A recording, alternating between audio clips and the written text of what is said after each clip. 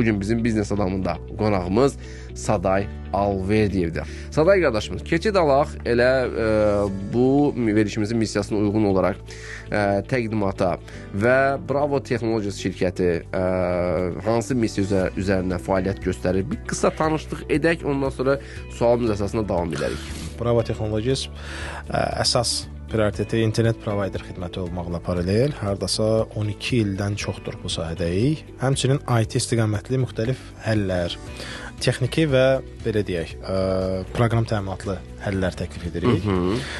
Sizin korporativlə bərabər fərdi, yəni retail üzərindən yanaşmanız, missiyanız necədir və bu üzrə datanızda artım varmı? Yəni Bravo Technologies şirkəti üzərindən desək. Ümumiyyətlə, məsələni 2 yerə ayırırıq biz.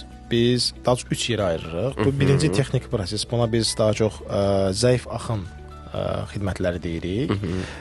İkincisi internet, üçüncüsü isə günlük IT solutionslar, yəni IT həllər. Bəli.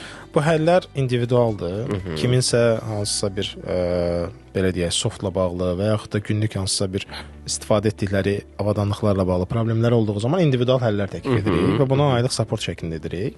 İnternet bildiyimiz standart internet xidmətidir.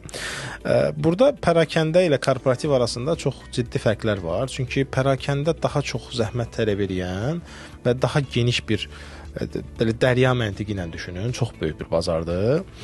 Burada da yenə bazarda çox böyük, sırf internetlə bağlı deyirəm, böyük şirkətlər, böyük providerlar var.